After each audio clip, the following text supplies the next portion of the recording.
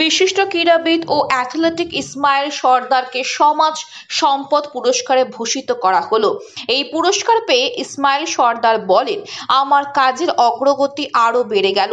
সমাজের প্রতি আমরা যারা প্রতিষ্ঠিত ব্যক্তি, আমাদের একটা দায়বদ্ধতা থাকে। সেই কথাকে মাথায় রেখে বিভিন্ন সময় খেলাধুলার পাশাপাশি অসহায় মানুষের সাহায্য এগিয়ে আসেন। কখনো স্কুল ছাত্রছাত্রীদের শিক্ষা সামগ্রী, কখনো বা খাদ্য সামগ্রী বা অর্থ দিয়ে মানুষের পাশে দাঁড়াতে দেখা গেছে ইসমাইল সর্দারকে।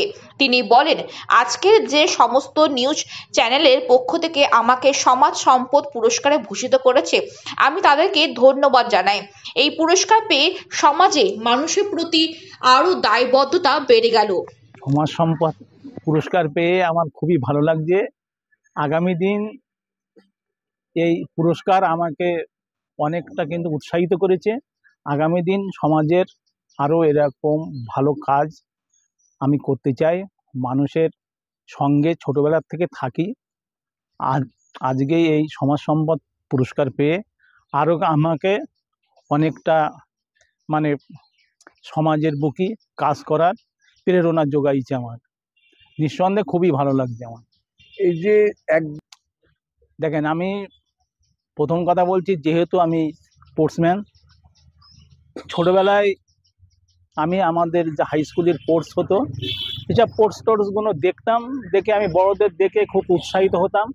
এবং আমি খুব ছোটোবেলার থেকে সংবাদ মাধ্যমের সঙ্গে খবরের কাগজগুলো আমি খুব এরকম দেখতাম। যখন দেখতাম যে ভালো ভালো খেলোয়াড়দের প্রধানমন্ত্রী সংবর্ধনা জানাচ্ছে, সম্মান জানাচ্ছে, খেলাধুলো করলেই মানে ভালো আয় করা যায়, এই সমস্তগুলো আমার ছিল অনুপ্রেরণা। আর সর্বোপরি আমার বাবা আমার মা প্রচণ্ড খেলাপ্রিয় ছিল।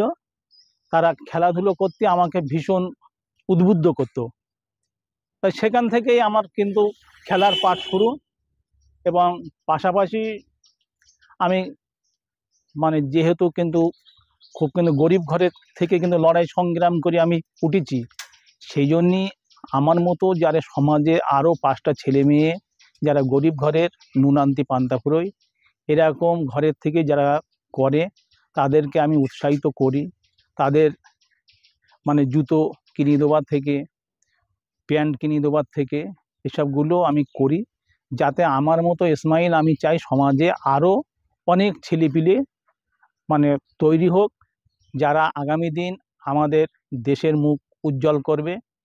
এইটা করতে পারলে আমার খুব ভালো লাগে। সর্বোপরি আমি মনে করি যে সমাজের প্রতি আমরা মানুষ এই জন্মাচ্ছি, একটা দায়বদ্ধ আমাদের থাকে। এই সমাজের যারা পিছিয়ে পড়া মানুষ, যারা অবহেলিত নিপীড়িত মানুষ, যাদের দেখার কেউ নেই, অনেকের দেখা যাচ্ছে বৃদ্ধ বয়সের ছেলে দেখে না, মেয়ে দেখে না, বৃদ্ধাশ্রমেই তাদের কিন্তু ঠিকানা। সেই সব মানুষদের কাজ করতে আমি ভীষণ পছন্দ করি।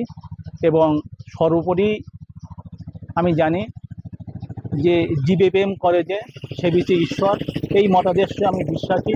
সেই জন্যই আমি মানুষের সেবার মধ্যেই ঈশ্বরের খুঁজে পাই। এই জন্য আমি মানুষের সেবাটা আমি কিন্তু পছন্দ করি।